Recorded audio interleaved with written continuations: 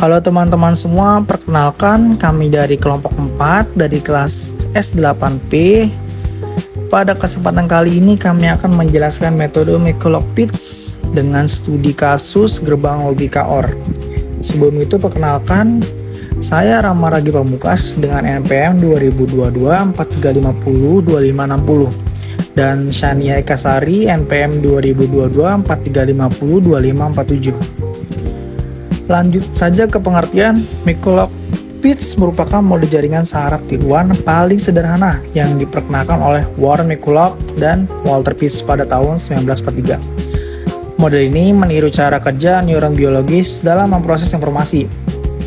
McCulloch-Pitts memiliki beberapa karakteristik, yaitu fungsi aktivasinya bersifat biner, bobot ditentukan secara analitik, dan setiap neuron memiliki nilai ambang atau threshold.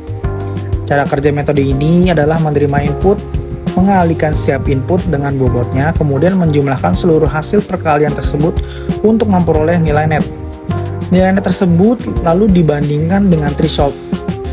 Jika nilai net lebih besar atau sama dengan threshold, maka outputnya bernilai 1. Sebaliknya, jika nilai net lebih kecil dari threshold, maka outputnya bernilai 0. Pada studi kasus ini, kami akan menggunakan gerbang logika OR.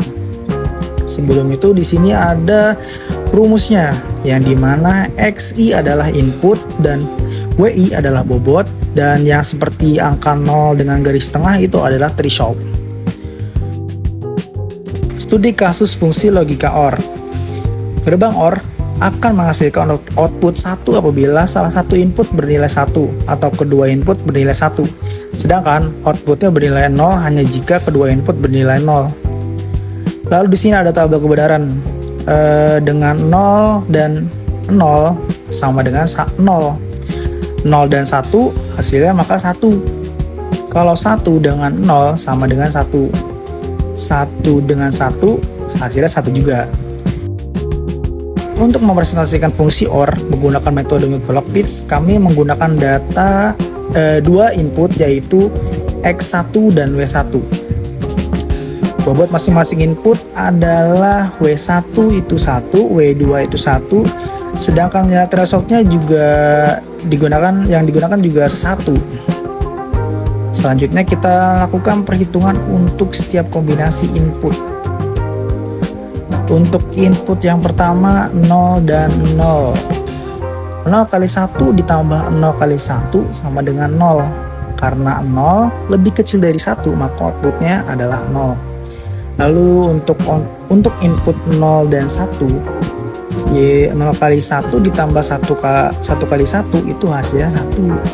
Karena 1 sama dengan threshold atau 1 sama dengan 1 juga, maka outputnya adalah 1. Lalu untuk input 1 dan 0, 1 kali 1 ditambah 0 kali 1 sama dengan 1. Karena 1 juga sama dengan threshold, maka outputnya juga 1. Lalu untuk input 1 dan 1 yang terakhir, 1 kali 1 ditambah 1 kali 1 itu hasilnya 2. Karena 2 itu lebih besar dari 1, maka outputnya itu adalah 1.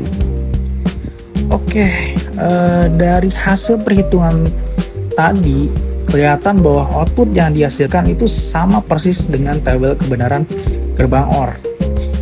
Dengan demikian, metode McCulloch-Pitts berhasil mempresentasikan fungsi logika OR dengan tepat.